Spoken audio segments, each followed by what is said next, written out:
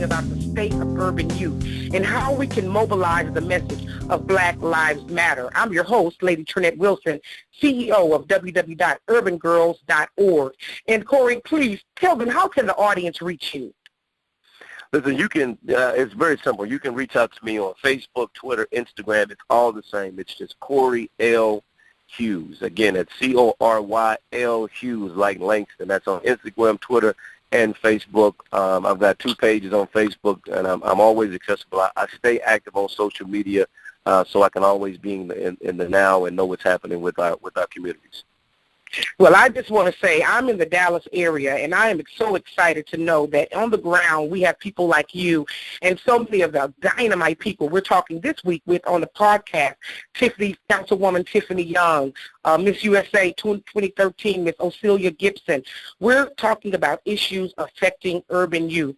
And so as we close this dynamic podcast in conversation with you, Cory, I want to say that I would love to see you join in. What we're doing is I'm putting together a resource for all communities that has organizations that meet needs within that community. And I'm going all the way across the country so that we can begin to understand what we have available in our community. And so for Dallas people in our community, Cory, what do you have that young men can plug in today? Are you planning any summits? How can we help you do that? Talk to us about how we can mobilize in Dallas. Yeah, one of the things that we're actively working on is, again, it's called the I Will Lead program. And so we're planning right now to do kind of like a town hall meeting with each city. And when I say each city, I mean the cities that are predominantly, not predominantly, but they have a lot of African-American presence, like DeSoto, Duncanville, we're going to Arlington, Fort Worth. And so we're going to we're meeting right now with some of the policemen, some of the pastors, and some of the principals, so we can impact not only those that are in the Christian community, but those that are just in the urban community. And we're going to bring those men together and talk about things that are needed and how we can be an impact as an organization and as a community. And so right now we're in the planning phases of that.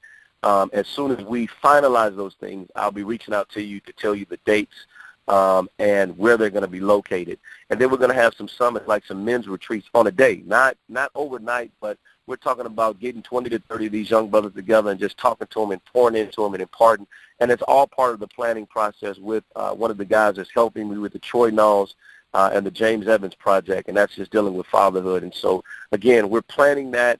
We've already reached out to about 7 or 8 of the pastors in these cities and principals and the police, the chiefs of police, and we're just waiting back from correspondence because we don't want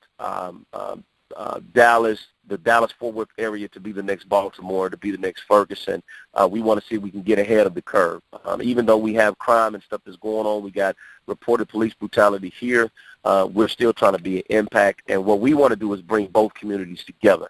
I remember growing up, and I knew the cops that were patrolling our neighborhood. They knew me and I knew them, and it was a relationship. We weren't afraid of the cops as much as they are now. And so what we're trying to bring back is balance between community policing and also pouring back into our young men so that they won't go into the system.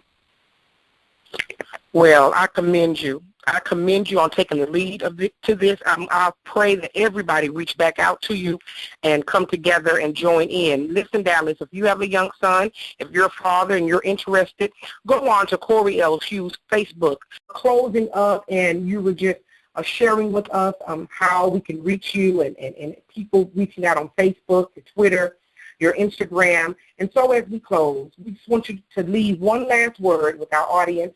Again, you can log on to www.urbangirls.org to play this recording back, and I'm going to leave the last word for you. You know, what I would do is I would just simply challenge our communities. The hashtag that's been going around ever since Michael Brown was killed by Officer Darren Wilson, ever since Trayvon Martin was killed by the young man in Florida, that Black Lives Matter. And I want to challenge us to really conceptualize and internalize that Black lives do matter. Our program, I Will Lead, it teaches us to look within ourselves And if you believe that you can portray that to your children, to your daughters, to your sons, to your community, that Black lives do matter. Listen, there is one thing that's going on in this community, in our society, and that is cops are killing Black men. But we also, we yell out Black Lives Matter when that happens, but we also have to be responsible and make sure that our children know that Black Lives Matter. We don't want to just shout it out when the cops kill us, but we want to also talk about and make sure that we're educating our children that we don't need to kill each other. All right? And so we don't need to kill each other, and we don't need to position ourselves to give the cops a reason to pull that gun and to kill us. And so I want to encourage us to conceptualize again that Black lives do matter. You matter. You're important. We need you here. We need you healthy because we've got a lot of work to do in our communities. And so I just want to encourage you, if you don't join the I Will Lead program, stay connected with Trenette, stay connected with your local programs, get involved, give back, because everything that God gave you, he didn't give it to you just for yourself. He gave it to you so that you can impact somebody else, because your impact in these communities, your legacy is going to outlive you. And so the question that I have for you is, what is your legacy? What are you leaving behind? It's great that you're successful. It's great that you got a heart. It's great that you got influence. But if you're not utilizing that to touch the generations that will outlive you, then I think you're doing yourself a mass disservice. And so get involved. Black Lives Matter. Let's make that hashtag a reality. This has been a great time. Again, Lady Trenette Wilson with Cory L. Hughes. Thank you for joining us on our podcast, The State of Urban Youth. That concludes our interview with community activist Cory L. Hughes. He's given us a lot to think about. Number one, around responsibility and fatherhood. Number two, mentoring and being responsible for being and giving back to our communities. And number three, putting boots on the ground, getting inside of our communities and making a difference. We can't thank Cory L. Hughes enough for teaching us how to mobilize Black Lives Matter.